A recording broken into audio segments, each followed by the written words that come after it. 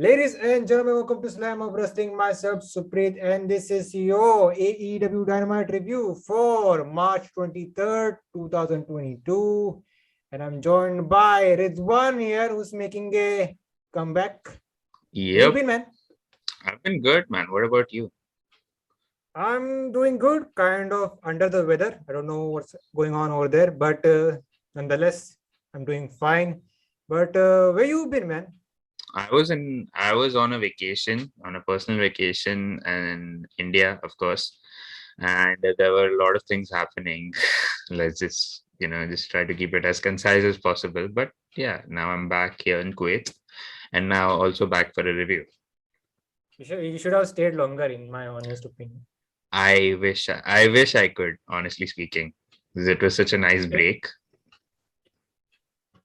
you know what you should do? You should send a text to your boss saying, "Boss, I'm going back to India for another month."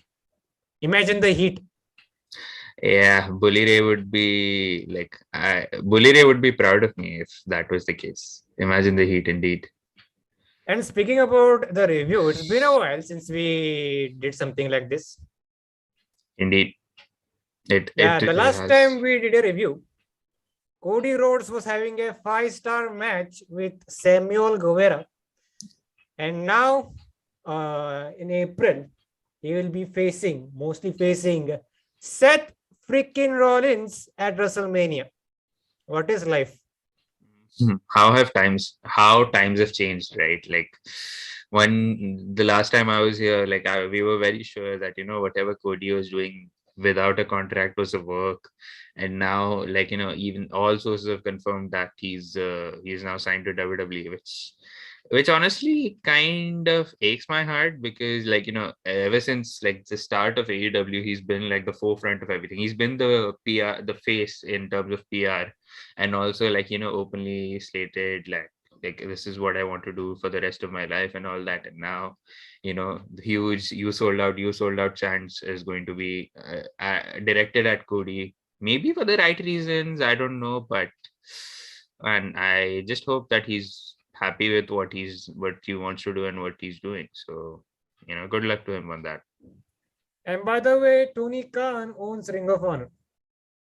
Yes, that was like that really wasn't much of a, I mean, it was a surprise in the grand scheme of things, but if ROH were open to selling, he was the only person who could have who could have realistically bought and makes made something with it. And now with Supercard of Honor also coming in next week, like you could expect something good happening given like the blueprint of his I mean, not blueprint, like the, what do I say, like a example of how good he has done with AEW. He'll certainly do that with ROH. And with the news also saying that Ring of Honor will kind of be like a developmental territory for AEW, like people who are less experienced try to get on TV. ROH is going to help in that case, and then later on they'll be moved to AEW.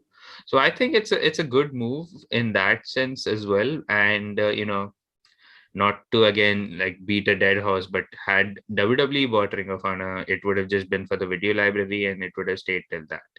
And with AEW, it will be something active. And again, like I'm not an AEW tard, as everyone calls, like as most of people call me on the internet.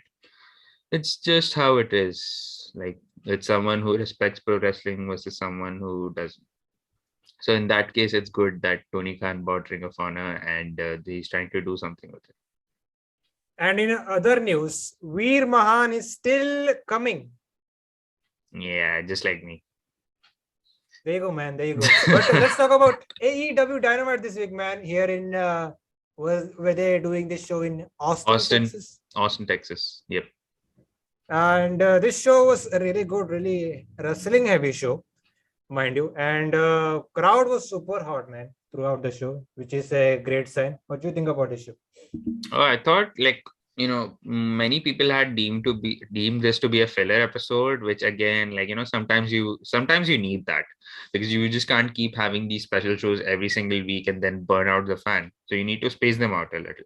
In this case, like this episode itself, you may or may not call it filler, but there were like a lot of storyline developments and again, like it was just a normal show, nothing much to expect, and they certainly, like, it was an entertaining show at the end of the day. And also, you know, even with the somewhat quote unquote filler episode, they, like, drew more than 1 million viewers, so thumbs up on that.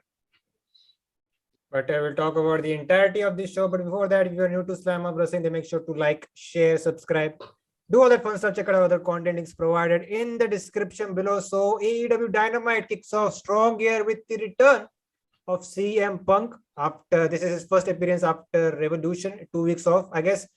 And I didn't expect that right from the get-go. He's gonna have a wrestling match. It was a shocker to me. I think this was a kind of a last moment decision. There's that one thing on Dynamite that's a last moment thing. Yes, like most of the, like, some things that they do are just announced probably a couple hours prior at best on Twitter. So this was also one such exception, I felt, because I mean, as per what I knew, it's like both of them asked for it on Twitter, and then Tony Khan went, "Okay, you guys have a match now." But how we got to this match itself was a little funny, because they're like, who loves Bret Hart more? And yesterday was the 25th anniversary of the classic Bret Hart versus Stone Cold match from WrestleMania 13. So this was probably a love letter to Bret Hart in the best way possible, and two people who just love Bret to the core.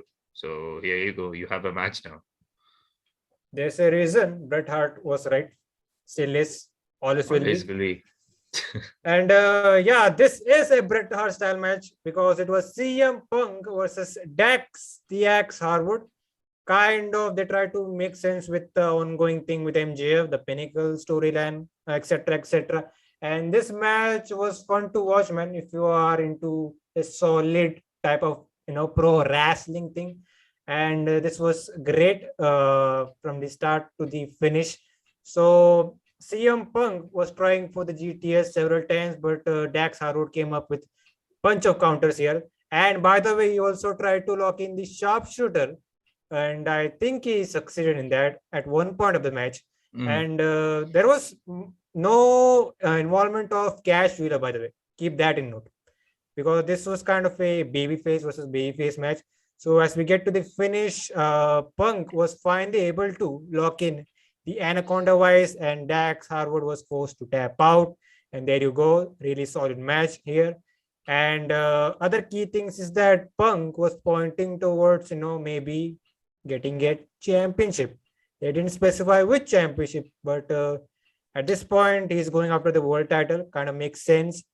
And he was doing these. Okay, no, continue. And the other thing, before you give your thoughts on this match, the Gun Club were involved in this situation, like the good old days in Daly's place when we were still in the high pace of the pandemic with Colton Gunn and Austin Gunn. So give me your overall thoughts on this match and the entire post-match, pre-match stuff. So I'd say that this match was awesome, all things considered, because I mean, how we got to this match, to how these guys wrestled, and now the end of it.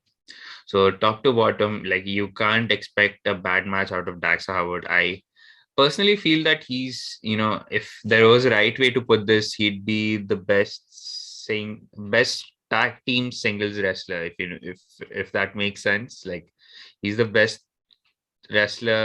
singles wrestler from any tag team, in my honest opinion, because I feel he's awesome. He's just too good. And we get these occasional singles match, and I like how we get it like sparingly from him, that these singles matches, and he always knocks it out of the park. And the less said about CM Punk, the better, because we all know how great he is. So this match was like, checked all the right boxes, and also the Ass Boys in the crowd were hilarious as usual. And as we know, like, once this match ended, and then there was like a jaw-jacking between both the Ass Boys and FTR after Cash Wheeler, and there was like a subtle subtle like ways where you could see, even Cash Wheeler wasn't even trying to interfere, and these guys, like, I think it's a slow face turn that they're building towards, and a lot of Bret Hart teases as well that were done, and they've been doing that for the past couple of, or let's say 3 weeks or something. And in that case, if Bret Hart comes to AEW and manages FTR, I mean that's going to be amazing, and I'd love to see that.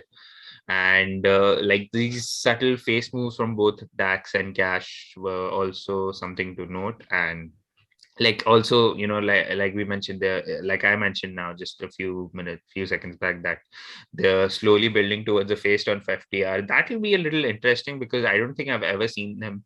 Probably I've seen them wrestle once as faces, but I haven't seen them act like faces. Or I don't the early days of AEW, like they were kind of faces in that case, right? But they didn't really seem very face like to me.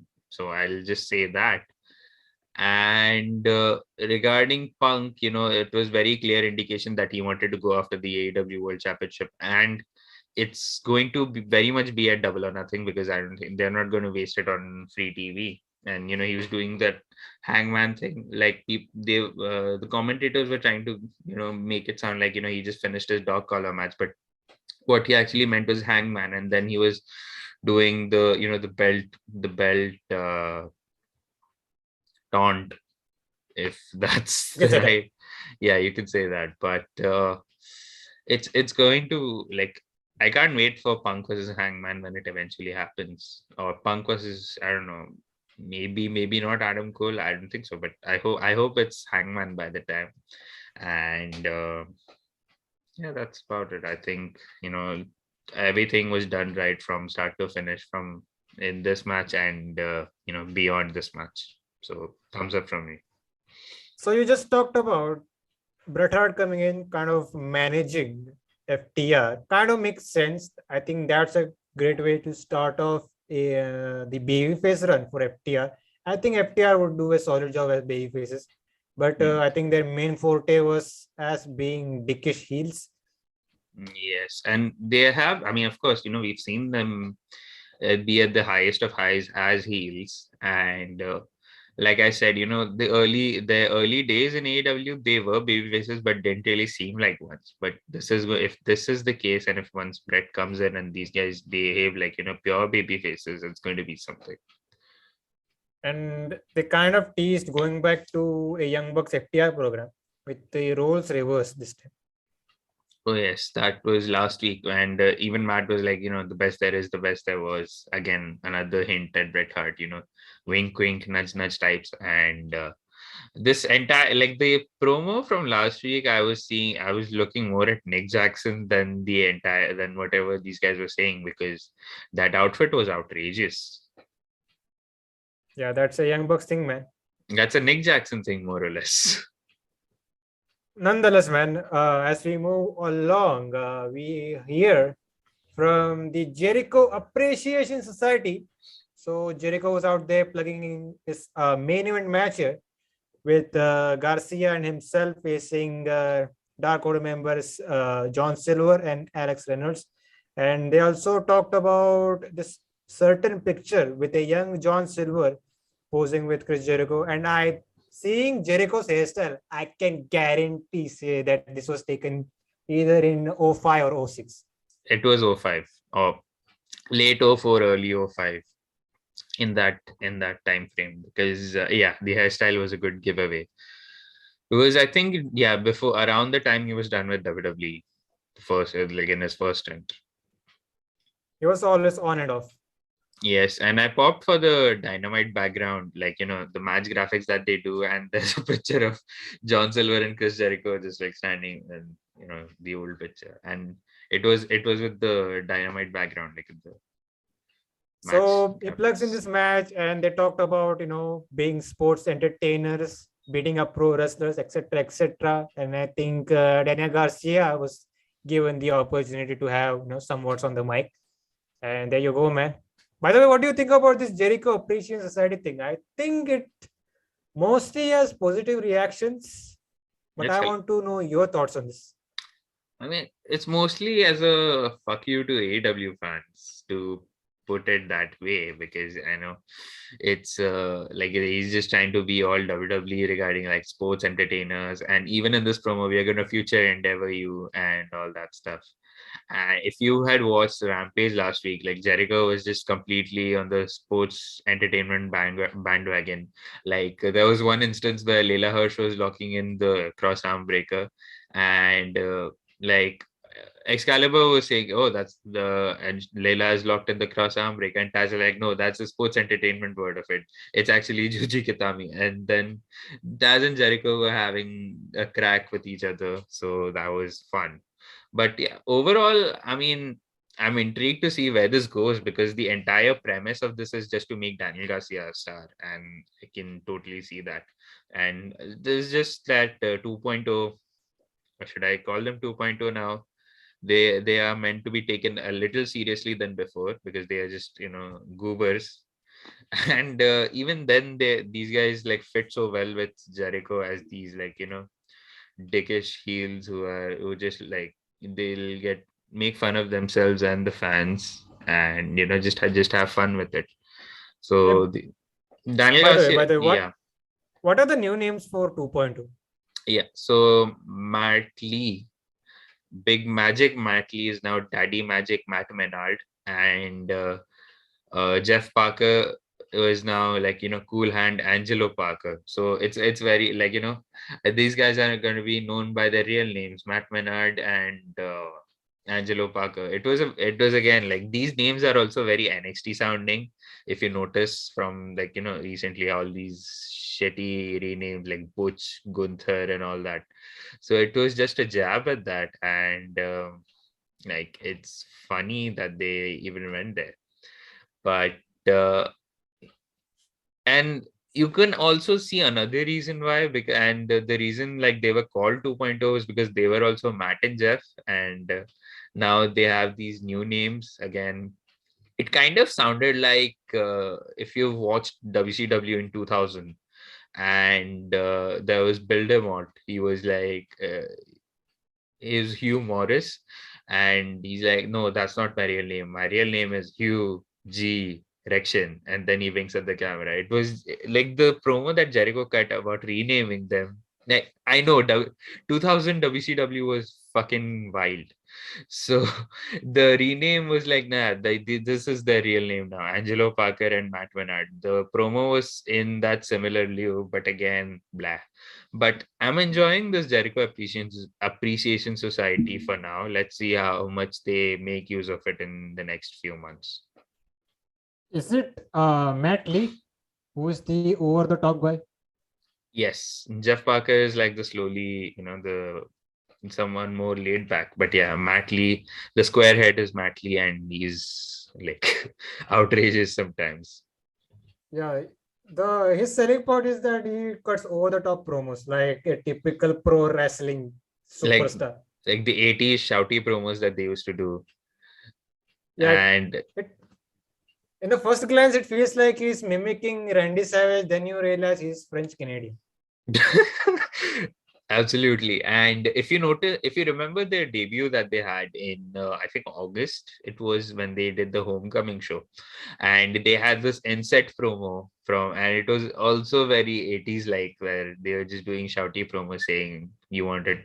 I don't think the taste gimmick was there yet. It's more of a BT thing that they've put on TV. So But as we move along, we just had a wrestling match. Now let's have a chaotic fight because it is a 8-man tornado tag team. Anything goes match. We have Sting, Darby Allin, and the Hardys facing Butcher, the Blade, and Private Party of the Andrade front office. Is that the new faction now after Matt Hardy left? Andrade front office or family office? I don't know. It's the front family office. I'm still confused in that F thing. Yeah, press F to pay respects, I guess. And nice one, nice one. But as we get along with this match was full of chaos, kind of like what we saw in that other Trios tornado tag at the pay-per-view. Yeah. Yes. It was. I mean, it was a very party match. That's probably the best way to put it, because there's just like hitting the fan, and these guys just beating the crap out of each other. So match started very crazy from the get-go as the heels were, making their entrance. Darby decided to do his signature tope suicida, which looks insane every time. It got rid of the butcher. Did JR Then butcher all that?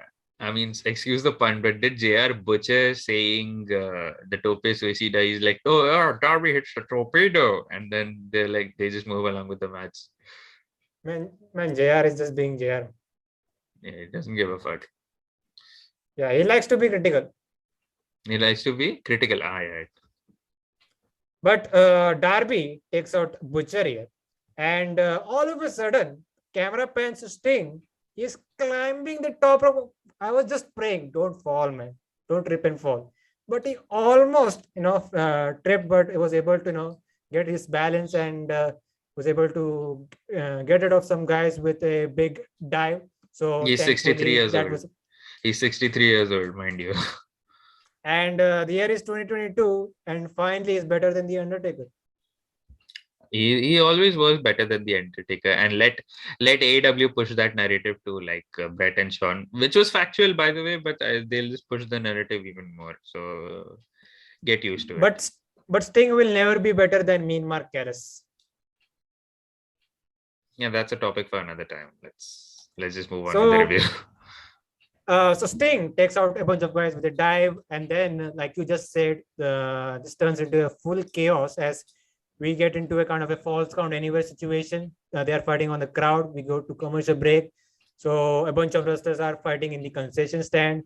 A bunch of wrestlers are fighting on the rampway, etc., etc. So what happened was Private Party and Matt Hardy were fighting in one corner. So there was a situation where Matt Hardy had Isaiah Cassidy, and Isaiah Cassidy was just begging off Matt Hardy and just apologizing in the moment. But Matt Hardy decided to delete Cassidy here. So from the back comes Mark Quinn, low blow to Matt Hardy. And we see a double side effect to Matt Hardy as all three guys went flying underneath the table. So those three guys are taken out of the equation. Back to the concession stand, back to catering, etc. So we have Butcher and Blade, Sting, Darby Allin, Jeff Hardy, fighting in that area. So what happened was Butcher and Blade are, laid out on a table. And by the way, did I mention that Darby Allin was just tossed out, basically power bombed on a bunch of stairs by the Butcher? No, you just did now. And this was thanks to Andrade, who's not even in this match. He shows up and I think he used his belt to whip Darby Allin. So I was just mentioning this concession stand brawl. So Butcher and Blade are laid on the table, and we see a big giant ass ladder being introduced. So Jeff Hardy sets up this ladder, and I was like, I was going to do a swanton on the ladder. But okay. But instead, he used this ladder just to climb, and those edges you see on the wall sometimes. Yes. So he basically climbs on the side of these edges, the wall, or etc., and does a huge ass swanton on the Butcher and Blade. So those guys are taken out of the equation, and we see a bunch of guys coming back to the ring. And I don't know what the finish was. I think it was Private Party. So this was a fun spot. They were, I think, were trying to go for a gin and juice, and I think it was I know it was a botch, but it felt like Sting caught Isaiah Cassidy in a dragon sleeper. Yeah, they just tried to make it look that way, and Sting wasn't able to get up with Isaiah because his weight was too much, and they made it look like he was doing a dragon sleeper instead. But yeah, that was funny, just seeing how Isaiah was like losing his balance, and so was Sting not able to get him up for the Scorpion Deathstroke. And then Sting finally, after a long time, was able to get Isaiah Cassidy for position and hit the Scorpion Death Drop. We also saw a twist of fate from Matt Hardy on the other Private Party member. Mark so Quinn. I think that was the finish over there. The babyfaces win. It didn't go that long, so but we did see enough chaos. So there you go, man. And Yeah, I think this is still continuing, this whole thing. yes, they announced Darby and Andrade for next week on Dynamite. So there you go. Maybe that's the end of it, I guess. But I think they could continue on with a bunch of matches here. You know Yeah. what I pitched? Now that the Hardys are in their old school phase with the original Hardy Boys music. By the way, I'm happy that they're still able to use Loaded. Yes, and it was like a royalty-free song in the first place. So I'm glad Tony could get that for the Hardys in AEW. And they've been using that on the independents as well. And now I know independents is like, you can get away with copyrights and stuff. But it's still good to see. And of course, like the first entrance of Jeff Hardy while Matt was getting his ass whooped and then Jeff just dances to the ring. That was awesome, So Hey, by the way, do you know that Tony Khan has purchased the entire album of this Zach Tempest, the loaded one. I don't know what the situation is, but the music Loaded. Yes. I think he has purchased the entire album right of WWE, I guess. Or it is just Zach Tempest. I don't know. Because I think Zach Tempest has produced other WWE music as well at the same time. So I'm not what I quite read sure was about that. Yeah, what I read was Tony Khan also owns Crash Holly's team right now.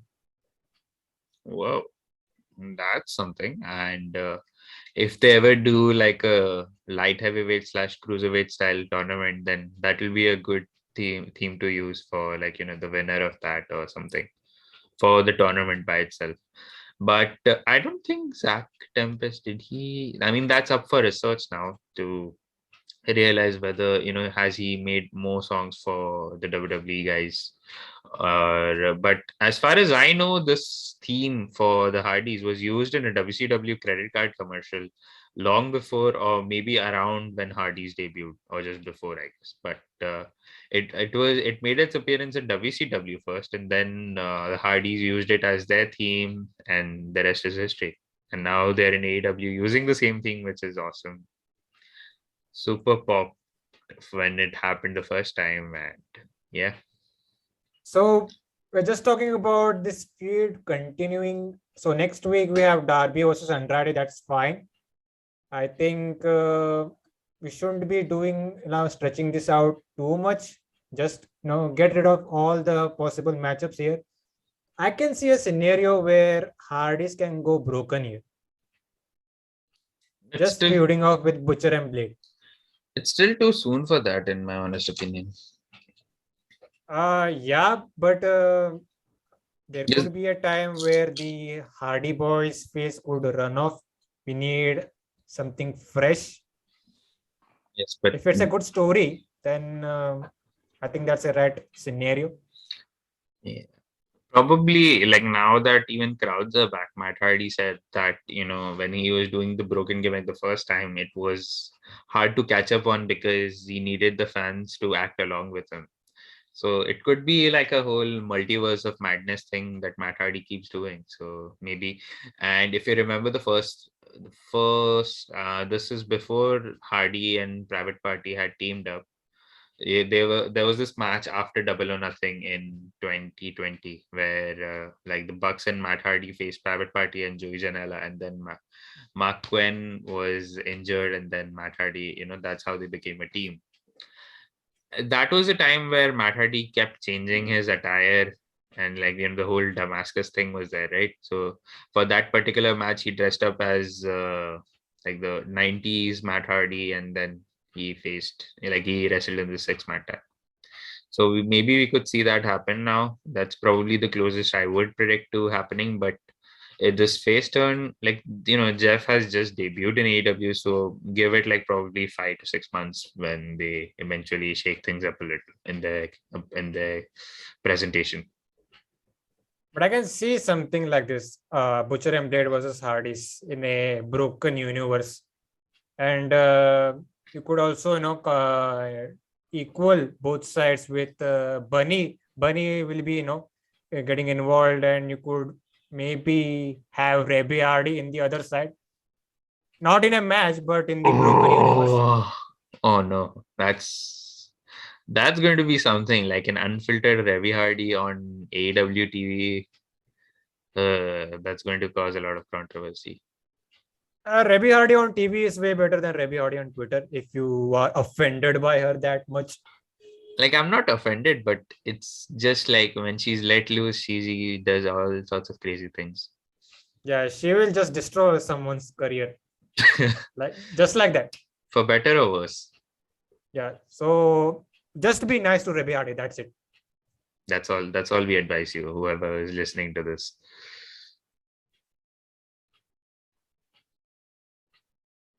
Can you help me with the?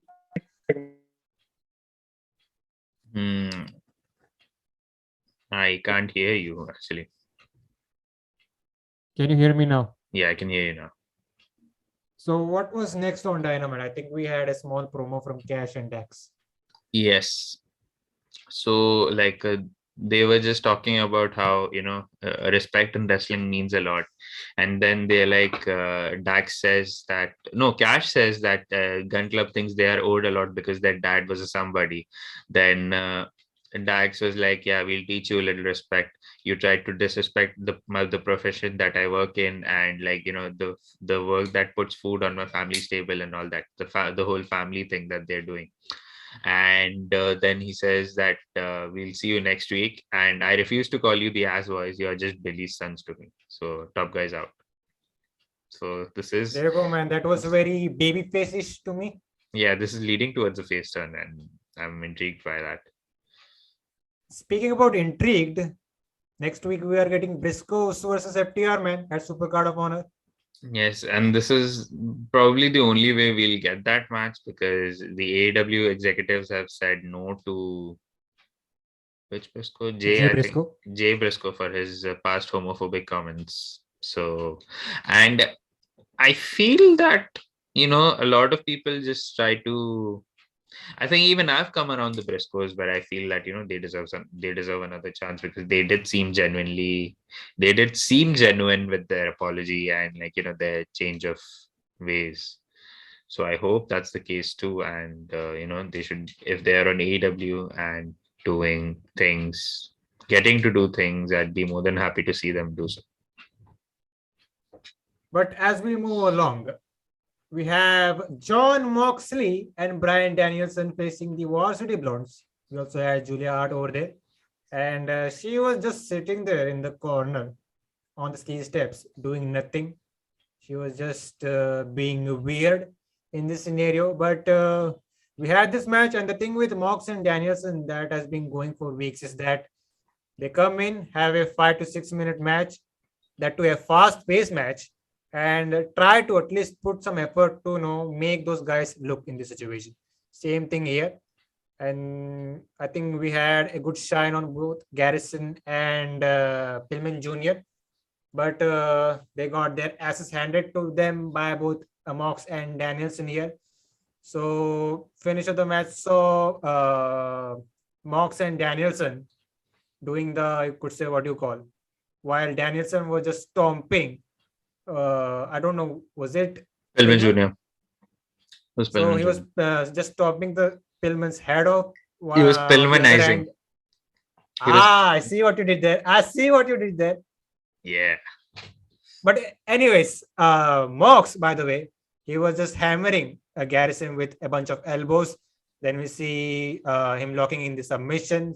And there you go. That was it. Short enough match and very enjoyable. And by the way, William Regal is here. He was on commentary. He once again, this is second week in a row where he is complimented. He's just thankful for JR and Shivani, and said that the Mask Man has nothing. He just doesn't care about him in a sarcastic manner. Man with a mask. How are you doing? And I think he did call someone Sunshine. I don't know. Excalibur. He called him Sunshine. Yeah. So there you go. A quick victory for Danielson and Mox. Give me your whole thoughts on this match. And by the way, this whole combo that we have, this trios, with Regal, Danielson, and Mox. Okay, starting off with this match, I thought, yeah, like you mentioned it properly. Like, these guys got the Varsity Blondes got a time to got their time to shine, and they did certainly look good. Especially Garrison, I think that he is certainly far better than Brian Pillman Jr. It's a hot take, I know, because I don't know, Yes. I can't really care for Brian Pillman Jr. much. Yeah, somewhere in the internet, there's a small part that hates Brian Pillman Jr. I don't know why. I mean, there are reasons why, but let's not get to that. But I'm eager to know. I'm interested in know. Right. So regarding this match again, like it was just both Mox and Danielson looking like these bruisers, just kicking the shit out of anyone who comes in their way, and they're just like amping the intensity match by match. And there are also subtle, let's say,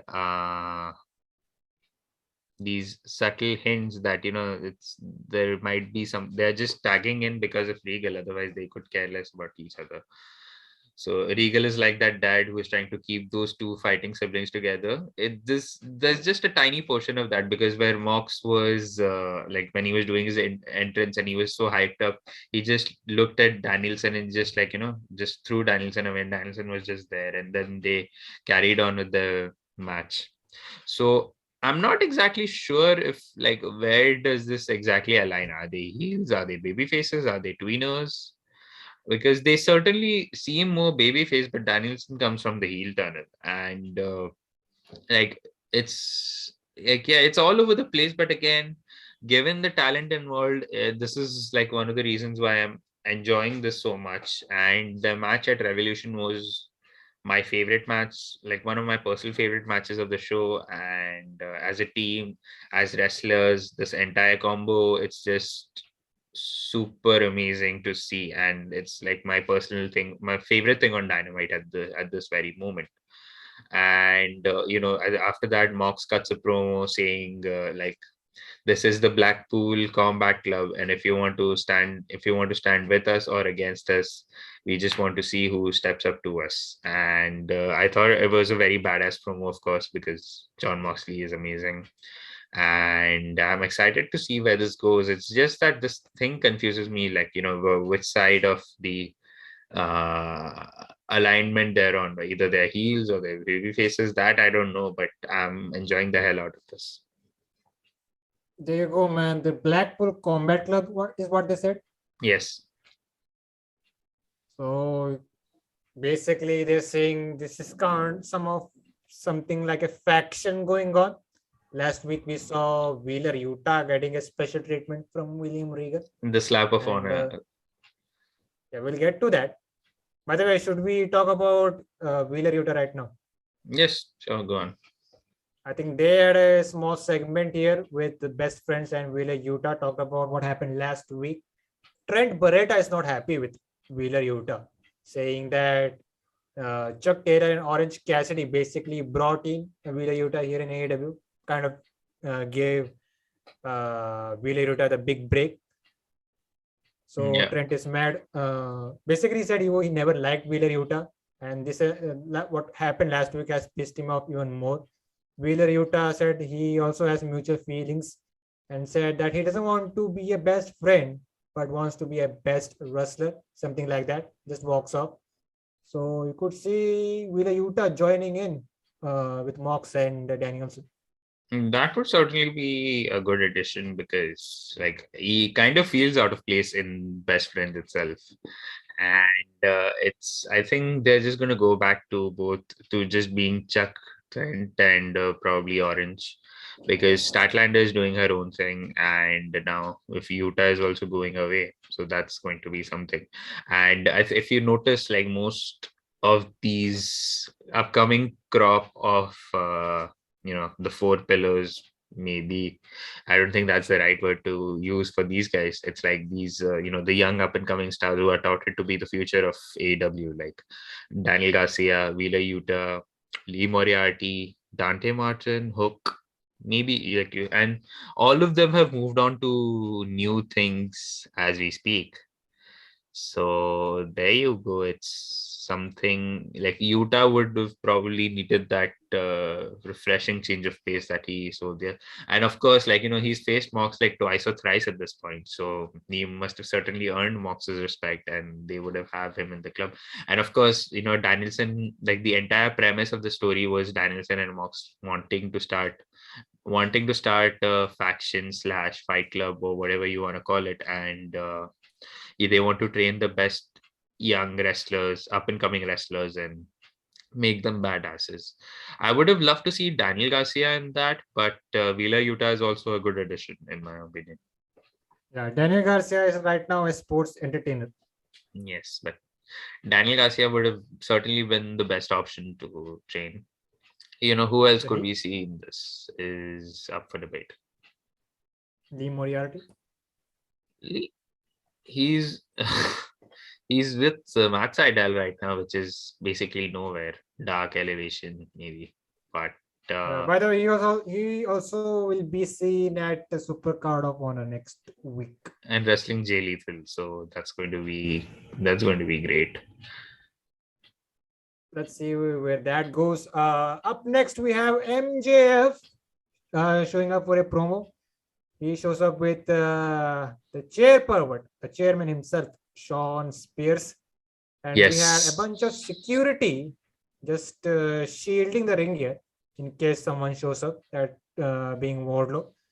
So does the typical MJF stick here, runs through the crowd and just trashing and shitting on Austin, Texas here, and talks about Wardlow here. Basically, he claims that he has given Wardlow everything. It's because of him that Wardlow was able to come to AEW, and thanks to that, he was able to afford everything, that being Wardlow, afford everything to his family, give a roof to his mom here. And MJF said that right now, he's not going to, he's going to make things tough for Wardlow. Like, he's going to pay Wardlow, but Wardlow may have to, just sit at home every week, every month, every year, till the point where Wardlow just falls back to, like, what's the word here? Forgotten? Something like that. Like, this is where Wardlow was before he came to AEW with MJF. So Wardlow finally shows up, and the security guys tried their best to stop Wardlow here. And we see a bunch of guys from the back actually showing up for extra assistance here. So basically, Wardlow is being forced to listen all these insults from MJF, and he was finally taken out of the equation here. So MJF has some plans for the Pinnacle, by the way, starting with FTR with a tag match next week. And then he said, like, he pointed to Sean Spear. What's that they say about the Pinnacle? And he said, when you're in the Pinnacle, you're always on the top, something like that. There you go. That was the entire promo. I love where this is going with Wardlow and MJF. It's basically another long-term bid, which is great. And I could easily see this on Double or Nothing, man. Yeah, they have to stretch it till Double or Nothing. And this was probably the best way to do that because, I guess Wardlow is having some injury or something. That's why with the whole, like, you can stay home till I tell you, or like, I'm going to keep paying you. Did you get that reference though? Basically, Wardlow asked for his release last week. Kind of has granted his release, but he has to wait 90 days. That's the gist, right? Not exactly. It's basically Wardlow got Mustafa Ali. It's as simple. Like, he's just getting paid, stayed at home until WWE decide to renew his contract and all that. So he's basically has to do nothing. He'll still get paid. So there you go. That's the gist of it. But it also builds anticipation where Wardlow finally gets his hands on MJF and just beats the shit out of him. It's just building to that catharsis where on Double or Nothing where it eventually happens. And the match stipulation is obviously going to be if Wardlow wins, he's freed of MJF's contract. And if MJF wins, Wardlow will remain as MJF's personal thing. But if you note, like, this, while MJF was cutting this promo, and you're like, oh, hey Wardlow, I'm gonna address you as a pig now. And then it's like, hey pig, you decided to, like, like, you wanted to earn money, you got money with me, and now you forgot that you were making a deal with the devil himself. And then the crowd starts chanting Jesus, and then he's like, I'm just gonna strap Wardlow to a cross like Jesus. How about that? I mean, that was like That was new. cold. That was cold. Imagine, look at the heat. Look at the heat. Like, I was just thinking to myself, like, Buliria would have creamed himself. Yeah, all the Jewish people didn't think this was heat. They popped for big for this one. Yes, and Texas is like, a very pro-Christian state, so nuclear heat. By the way, that Jesus chant was super hilarious. And there was a Jesus cosplay in the crowd. So I think they There were, was. yeah, there was. They were calling, I guess they were calling him out because he was there. So then MJF just takes it in an entire new realm and just makes a line out of that, makes a dialogue out of that. Heat. But the end goal should be Wardlow getting his revenge and getting a contract. That's a great story. And also, if when Wardlow eventually gets an AEW contract, Tony Khan should put out Wardlow as All Elite just for the details. You know what I'm saying? Yeah, that's something that is long overdue. But as we move along here with Dynamite, another big matchup here because we have Adam Cole, baby, facing Jay Lethal. And by the way, did you notice how Justin Roberts announced Jay Lethal? He's from Elizabeth, New Jersey. Yeah, yeah, I did That's a great notice touch. that. Yeah, of course. So basically, these two have history with each other, dating back to Ring of Honor. Commentators mentioned each and every detail about this so-called rivalry that we have seen between Cole and Lethal. So this matchup was kind of short, but it was fun to watch, and the crowd was super into it, also into Lethal. So that was something that piqued your interest as a viewer.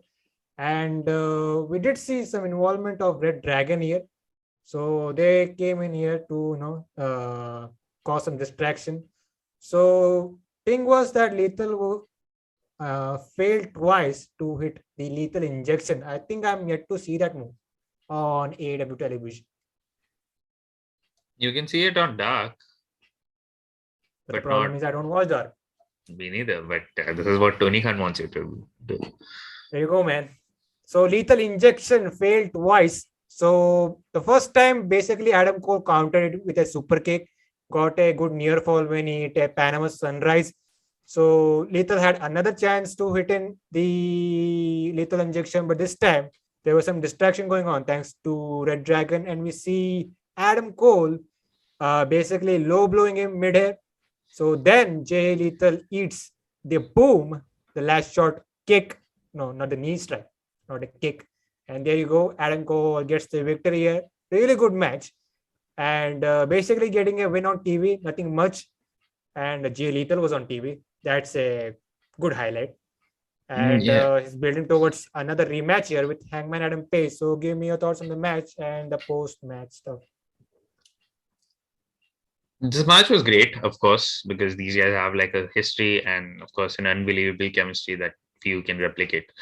So, and I like how this entire match, the commentary was just alluding to their history. Like, these guys have wrestled 5 times with Adam Cole being 3-2. Could Lethal get that equalizer? That was, excuse me. Yeah, that was the entire story of this match. And there was like, good back and forth. Of course, Lethal, I think he should be utilized a lot better on AEW, even though I personally am like not Slash really. ROH. Yeah. He's going to be the main focal point of ROH. Let's just, just call it right now. But yeah, I mean, this match, the less said, the better. It was just a win that Adam Cole needed and also a great showing that Jay Lethal needed. So it worked on both sides. And of course, the distraction by Red Dragon just builds all the heat for Adam Cole and also builds sympathy for Jay Lethal in the long run. And of course, like, they're trying to put over Cole strong before the eventual rematch with Hangman. But isn't he like number 4 on the rankings? Like what? It's the ranking system. The ranking Yeah, system, it's weird. Let's just call it that. But again, yeah, that's the reason he's not getting a title shot this soon. Basically, he wants a rematch, right? It yeah. won't happen right here in AEW like that. Basically, he has to get more wins. Yes, and number one is somehow Lance Archer for some reason. All of them have been start padding on top. What's the ranking system as we stand?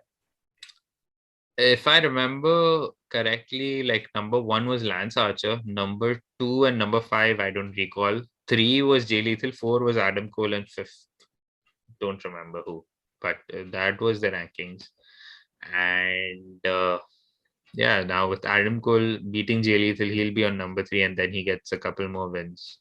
Expect Lance Archer to lose on this week's Rampage, and he'll come down on Adam Cole. So Yeah, we'll it's get to that. yeah. So you just forgot about the post-match stuff here, where No, Adam Cole got in the mic I was and getting to was that.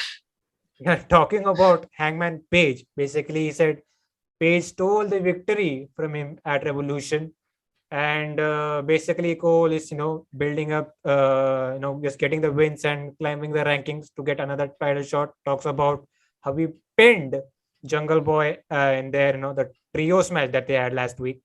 So he's basically talking shit to Page here. Page finally shows up, and for a while we had a 3-on-1 situation where Page just pulls out his belt and starts whipping all three members here. And the numbers game got to Page here, but Jungle Boy Luchasaurus came out to make a big save. So And a match. Adam Cole steals the world title from Hangman. There you go for that extra heat. Heat. But the thing is, I think this is a guaranteed thing to happen at the next Battle of the Belts, that is in April. Probably, but isn't that in like mid-April and not early? Because if that's the case, 14th, yeah, I don't know. yeah, then yeah, it's mid-April, and it's okay if they stretch till that time. And with Hangman, taking out his belt and whipping these guys, am I sensing a strap match happening between both of these guys? Same feeling here, because usually in wrestling, a wrestler pulls out a normal looking belt and it's for some reason turns into a strap match. I mean, you could have said that about Andrade and Darby, but they're having a singles match now. So in this case, I think it's going to be these old, like it was a staple in the 80s. So might as well do that. Yeah, AEW does a lot of strap matches, bull rope matches, dog collar matches. Taken back to the wrestling days. So yeah, I think a bull rope match won't make sense for these two guys. Yeah, probably. So there you go. The Battle of the Belts thing kind of makes sense. I think we have enough time. And you just mentioned you want Adam Cole to climb the rankings. That's enough time, in my honest opinion. Yeah, works in that case. And by the way, where are the Young Bucks, man? I think they are involved in a lot of shit on TV. Yeah, there's this now. There's FTR and certainly more things. Yeah, we also forgot that there is something going on with Hangman and the Dark Order. There are dissension over there as well. I think they are trying to get a Young Bucks Hangman Page reunion. That doesn't make sense at the same time. I want Not it, at but all. doesn't make sense at the same time. Yeah, and I like Hangman and Dark Order a lot more than Hangman and the Bucks. Like it's a lot more wholesome to see Hangman with the Dark Order, because when he was at his lowest of lows, Dark Order was the one who always supported him and comforted him, even after admitting his own reluctance of joining a faction and then having his own mental health issues. So like having him Page turn his back on, like not turn his back exactly, but not be with the Dark Order anymore after all this just doesn't make sense to me. Now, Dark Order is in their low point, in my honest opinion. Yeah, like as usual, everyone's like, let's just break up Dark Order. They were good once upon a time. But I feel yeah. They can do something with those guys. Yeah, they can do something, but let's not break them up and neither turn them heel. I think they are happy. they're good where they are, but they could be used a lot more effectively. You know what I'm saying? Like, Yeah, and who knows how many of these guys will be staying when their contracts run up. I think all of them will stay. You think so? Yeah. Or will Tony Khan be a little more strict? Let's I see. think he gave Joey Janela his time and he's off the company. That was like a weird episode. But again, like it was understandable because Joey wasn't even being used on Dynamite or Rampage, because he was primarily on Dark, and I kind of liked his pairing with Kayla Rossi because it would have certainly given more shine on Kayla if she appeared on Dynamite or Rampage, because she's like this imposing figure and she would have gotten over with the crowd. So that was a little weird, but I hope she's being used in some capacity once Joey is leaving. And having said that, Joey wasn't being used and he was primarily in GCW. Yeah, it makes sense for him to just be there. Yeah, I think he's going to do great for himself in the Indies. It's not like Indies is a bad thing. Just ask Matt Cardona what he's doing. Yeah, he'll be fine, Joey Janela, and he was a staple on the independent circuit even before AEW was even a thing. So there you go. He can do something over there. And he's gotten himself in great shape, man. Have you noticed?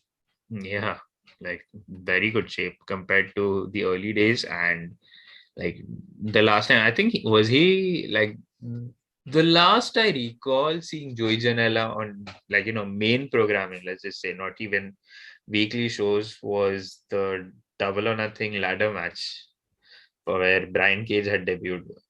I don't think Bro, he's that done. was peak pandemic. Yeah, that was peak pandemic. I don't think I've seen him after that on TV.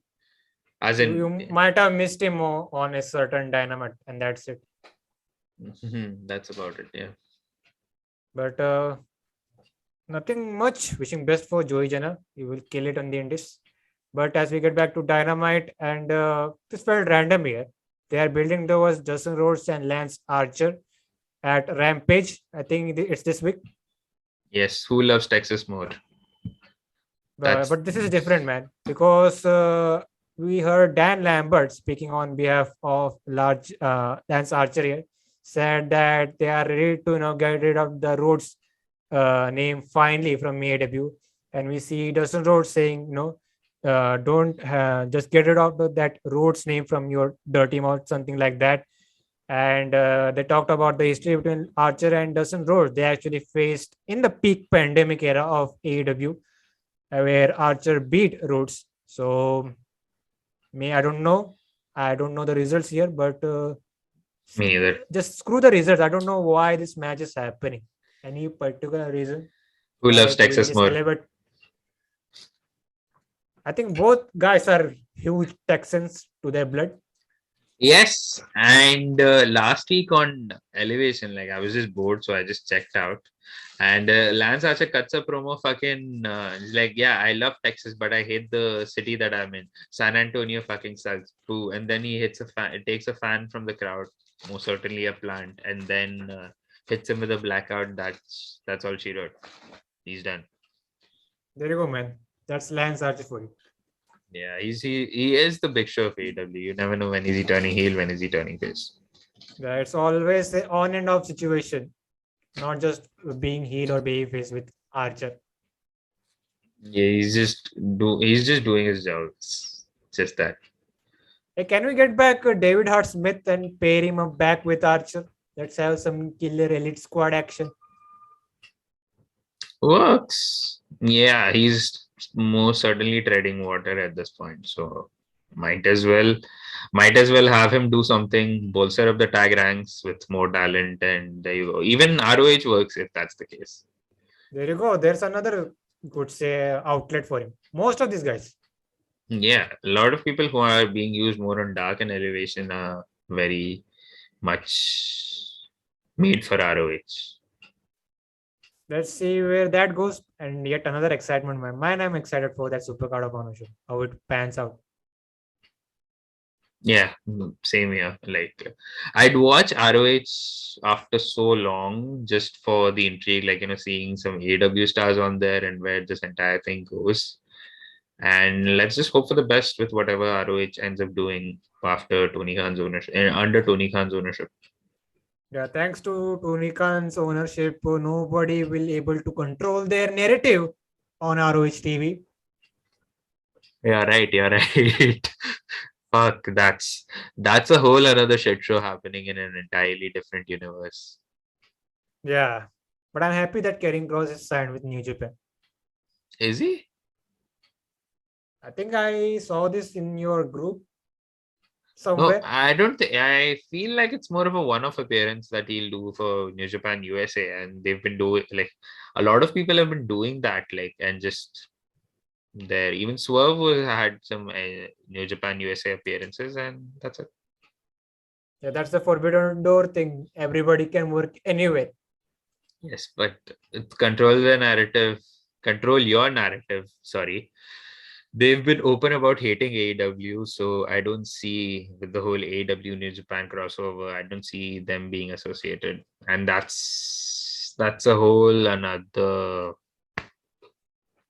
episode of pure carny shit show. Fuck, that's Hey, by the happening. way, Ridwan. By the Yeah, way, Ridwan, how did you control your narrative today? I'm doing this podcast. There you go, man. That's the only thing to do. That's the best thing to do right now at this moment. Hands down. But as we move along, let's talk about some of the negative stuff here in AEW Dynamite this week. We have Samuel Guevara with Ty Conti. They had a little interview segment. Basically, this was a kind of a follow-up after Sammy lost the TNT Championship. Also, some shenanigans with Page and Zent getting involved over there. So he's cutting this babyface promo here and basically said he's ready to do anything for the fans. He does everything to the fans and he lives for this moment. And this is the first time I noticed in wrestling. Somebody basically started a holy shit chat. For this. Oh yeah, Sammy, he started by himself. Like, I do the things in the ring for your entertainment, and if I know everyone says that this is not gonna last for long with the style I wrestle, but it's okay. I don't care. I live for this moment. I want to give a good show for you guys, and blah blah blah. And I just want to make you guys chant holy shit, and then the crowd starts chanting holy shit. But yeah. And by the way, Ty Conti was given the opportunity to speak. I thought she was speaking Spanish. Then I realized she's from Brazil. And I think it's Portuguese. Yep. Makes sense, right? So Yeah. both of them are going on and on talking about Paige Van Zandt and Ty calls Paige a bitch. So that's a go-to thing for every wrestler these days, especially the female ones. So Dan Lambert finally shows up and he just I get the stick of Dan Lambert, man. He basically cuts cancer culture promos in the wrestling universe. He openly called himself a conservative long back. And did you get the line where he said, "People, there are some people who beg money so that they can subscribe to Paige Van Zandt's OnlyFans," and he kind of did something a resemblance of why Orange Cassidy puts his pockets in his hand, something like that. Yeah, that was funny. That was very edgy, man. That's Yeah. why I said he basically cuts cancer culture promos in the wrestling universe. Yes, and this promo was, I mean, it's one of the few promos in a long time that I've enjoyed of Dan Lambert. It's mostly hit and miss for me. It's like when it hits hard, but he just sticks to that, and then just the interest goes down too fast. Yeah, And he also openly runs down Tony Khan. yeah, Tony Khan, man. Yeah, he basically said there was a line where he said Tony Khan finally reached puberty or something. Yeah, like last year. Then that was in reference to Scorpio Sky not losing a single match for more than a year now. And by the way, he called Ty Conti Lucha Horus. Yes, he had openly called Brandy one so long back. So maybe this is a continuation of that. So That's why they didn't resign, man. no, I don't know if they did the smart thing. That's a conversation for another time, but I digress. Let's just move on with this. Yeah, basically, these Dan Lambert promos, either you will love him or hate him. That sounds about right. And yeah. So that was the entire thing. And when Dan Lambert finishes off his promo, he's the co-TNT champion, just kisses his belt. And then it was Sammy, talking about, how they have done certain things with that said belt in the past. And Dan Lambert, you could seeing a certain regret on his face, basically get rid of that belt. And there you go, that was the entire thing. So I saw somewhere on the internet saying that Sammy Guevara and Conti are somewhat of Cody Rhodes and Brandy Rhodes. And I'm like, not exactly. And when I saw them on TV, and I'm like, it could be a thing. It's a rated R version of Cody and Brandy, as someone rightly pointed. So I don't know, man. Basically, they didn't come off as the baby faces here. Cody Rhodes, I'm saying Cody Rhodes, Sammy and Ty. Yeah, I mean, there is a lot of heelishness, like, natural heelishness that comes off Sammy. With Ty, I'm still like on a bit of an edge. But yeah, this promo did nothing for me. As you could have seen during me trying to review this, I was just certainly not interested. And I'm sorry about that. But what I was trying to say was like, there was certain parts in this promo where Dan Lambert was fucking hilarious. And then they're like, I can just let two of these guys beat the hell out of you. Then he asks them, do you guys want to? And then they just walk off. So that part was also funny. But then Dan Lambert was doing the kiss thing, and then Sammy and Ty having done some things to that belt and saying like, we live rent free in your head, now we live in your mouth now. So that's an R-rated joke. But disgusting. It was so bad. But yeah, they didn't come off as baby faces. Certainly not the right way to get sympathy from the crowd when you're trying to be these edge lords. And let me say this, okay? And it will come off as incredibly harsh and rude from me, and I have no business saying this. But I feel that there is Sammy by himself comes off as a little immature sometimes.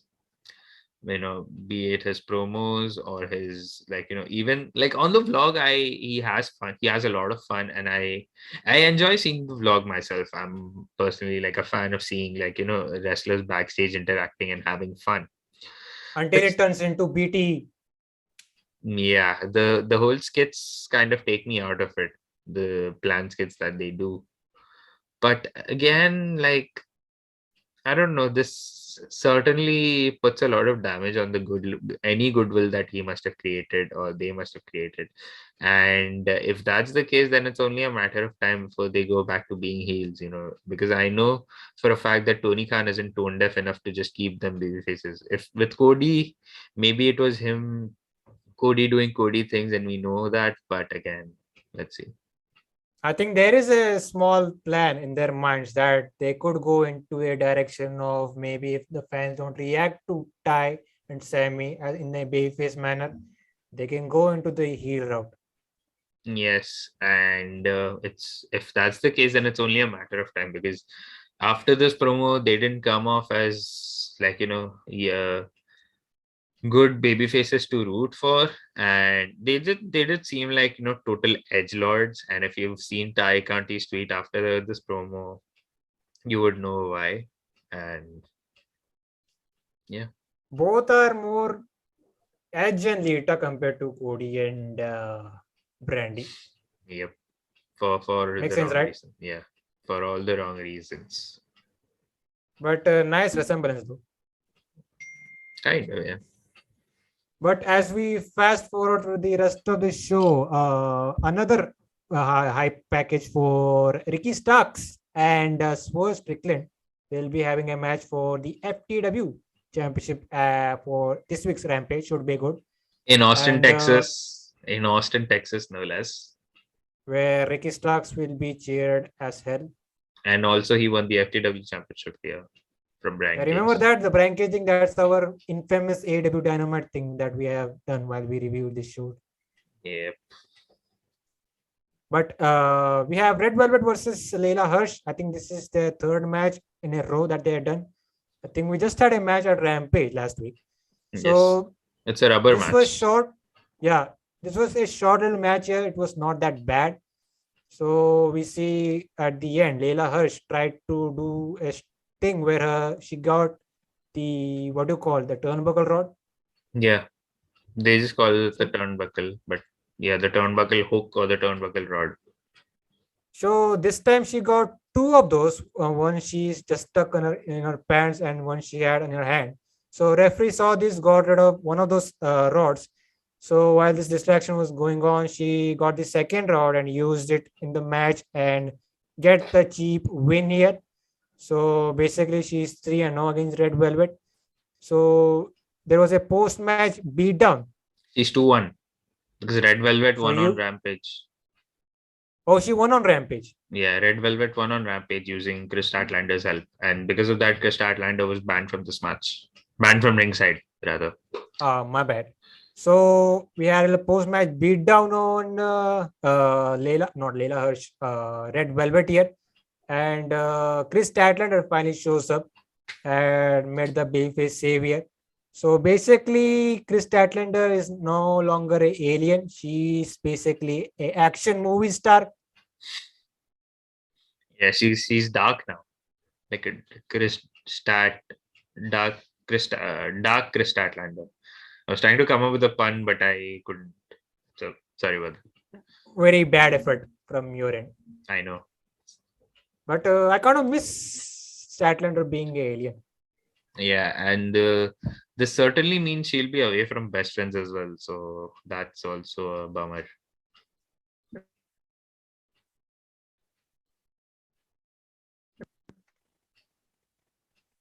Can you hear me now? Yeah, I can hear you.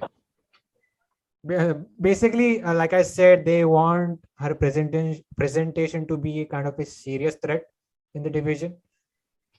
Yes, and she was a serious threat for a long time, despite this alien gimmick. If you remember, when she was challenging Baker for the world championship at All Out.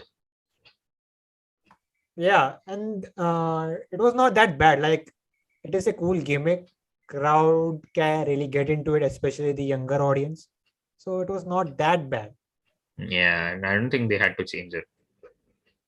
Yeah, it's like that.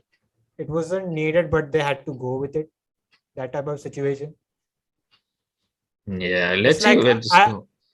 yeah, it's like we didn't want an edge heel turn all of a sudden, but that's what they're doing. So Yep, I don't know where this is going, but let's see where this goes before we reserve our judgments. Sticking to the women's division, by the way, we hear from the TBS champion Jade Cargill, accompanied by Smart Mark Sterling, not Mean Mark Callis. So basically, they are preparing themselves for the 30th win for Jade Cargill. Jade wants a huge celebration when that happens. She wants green confetti, green Lamborghini, if that's even a thing. Everything green. And basically, Sterling was making some notes for this big celebration. And there you go, man. And as we move along, we have the new AEW Women's Champion Thunder Rosa finally showing up for a big interview post her title win. And she was about to have this interview segment, but quickly she's interrupted by Vicky Guerrero and the whole excuse me bit. So we see Guerrero running down Thunder Rosa here, talking, basically saying that she's not even a Texan. She doesn't have a green card. Go back to Mexico, something like that. It was a very MAGA Vicky Guerrero. Yeah, I don't even want to get into that situation, man. Me neither. So she's running down Thunder Rosa here, and all of a sudden she's blindsided by Nyla Rose. Surprise, bitch. And there you go. She gets rid of just basically, knocks out Thunder Rosa in the situation, basically saying that she wants a title. I thought, seeing even the reaction via Twitter, this was completely bad. This is this basically made Thunder Rosa look bad, Yeah. and you could say that Thunder Rosa had bad babyface syndrome or dumb babyface syndrome in this situation. If you notice, like, we were just talking about Chris Statlander's like this unnecessary turn to the dark side, like, getting more serious and all when it wasn't required. And now Thunder Rosa makes look like a geek babyface champion. Is Tony Khan booking the women's division, or is it someone from WWE writing it? Because the women's division in AEW, it's taking steps to improve itself, but it's been the case of one step forward, two steps back, and the booking itself is very WWE like, Yeah, and it's what we rag just have a WWE. 5 minute. If that was the case, you could have booked just a 5 minute interview segment and just have Nyla Rose show up. Yeah. And the weird coincidence was with Nyla Rose being the first challenger to Britt Baker's women's championship and now to Thunder Rosa. So I had made a tweet say, like, using that surprise bitch forearm smash by Nyla Rose. It's like Nyla Rose whenever AEW crowns a new women's champion. And I don't mean this as a disrespect to Nyla Rose, and I don't think she deserves any flack for it, because of course she's doing what she's asked to do. It's more dampening on the booking side of AEW's women's division. So I think they're Tony Khan or whoever, I think Kenny was booking the women's division for a while. So they're just getting a rightful flack for that. And the criticisms like these are warranted. It's just that they just need to improve on that a lot more. And I know they will improve certainly, but it's the question of when. But Yeah, yes, this promo this entire thing was fucking awful, because yeah, Rosa didn't come off looking good. Vicky looked like that. I just called it, like, it was a very MAGA promo from Vicky Guerrero, and it's okay, I don't care. And Nyla Rose was hurt more so. I mean, Thunder Rosa was hurt more, of course, but yeah, it doesn't make anyone look good in this situation. it's a simple, man. Just give this woman 5 minutes on the mic. That's it. Yes, maybe we'll see some of that on either Rampage in a backstage promo, or it's on fucking Road 2, or yeah, it's going to be on Road 2 or something. No, it's just that Thunder Rosa will get a revenge. That's it. Yeah. I don't know, man. I don't know who's booking the women's division. Is it Kenny Omega? It was Kenny for a while, but then there was that point where, like, none of the EVPs had quote unquote creative control. So it was just Tony who was booking the entire division. And, we just came off that whole Big Swole controversy, which was completely unnecessary. And here we are again. I don't know, man. Hope for the best for that division. There are certain great things like we had what 3 segments involving the women One on after this the show. other. One after the other. Yeah. So out of the 3, one was fine, one was okay, other one was the complete shit. Totally. Need some improvement, man. But as we wrap things up with the main event, we have the build it as the debut of the JAS, Jericho Appreciation Society, that is Chris Jericho and Daniel Garcia facing John Silver and Alex Reynolds. So it was a fine little main event, nothing much, nothing special. It was to get more or less get Garcia over and Silver and Reynolds as a good enough tag team, and that's about that. Like, this match was fine in parts, where both Allin Angels and Preston Vance, they get banned from ringside after 2.0 wrongfully complained about that I think Jericho, they thought Aubrey thought that Jericho was knocked on the steel steps by these two, and they are let go in the back. And the rest was just building towards that great John Silver hot tag, where he just, like, becomes a house of fire and then just kicks people, and best hot tag in the business, man. I can say that. I call it the Cesaro hot tag. Yes, but done a lot better because Cesaro just did it once. John Silver does it every time. But other than that, yeah, you just talked about the hotspot that John Silver did. That was always great to see. And I don't know what was the finish of the match. Can you remind me? Yeah, so John Silver like just gives forearm smashes to everyone, like 2.0 and Jake Hager, just beats them up, and then Silver tries to go for, I think he goes for a suicide dive on Jake Hager, but then Jake Hager just catches him and just slams him onto the ground. And then Alex Reynolds was going for his finisher, and then while he was running the ropes, Jericho hits him with Floyd, and then Daniel Garcia hits him with the like locks in the sharpshooter, and then Alex Reynolds taps out. So that's how the JAS win. They celebrate and fade to black. That's the entire show. But my question is, was it the sharpshooter or a scorpion deathlock? The arguments are going to be made a lot more once, hopefully when Bret Hart comes to AEW, but the commentators called it a scorpion death lock. So, Yeah, and it's like differentiating between a lariat and a clothesline. oh, that like I watch AEW with my brother, and like we often have that conversation. And the only way I tried making sense out of it is like clothesline is when you run into someone and run into someone and deliver it, and lariat is just standing there and doing so. That's the best way I could have made sense, but again, it's very convoluted. It's probably, you could call it like a professional wrestling name is a lariat and a sports entertainment name is a clothesline. That's the best. Or show your brother a JBL match. That's a clothesline from hell. And No, that's after a that, lariat, brother. That's a lariat. it really is a lariat, but he calls it the clothesline from hell. And if I watch him show him a Stan Hansen match, then it's called a lariat because he just beats Yeah. the living piss out of someone. You- But you basically kill a motherfucker with a lariat. man, Stan Hansen was Stan Hansen, man. Let's just call it that. Yeah, the All Japan guys are built different. Totally. But I want to ask you again, what are your thoughts on the JES again, the Jericho Appreciation Society?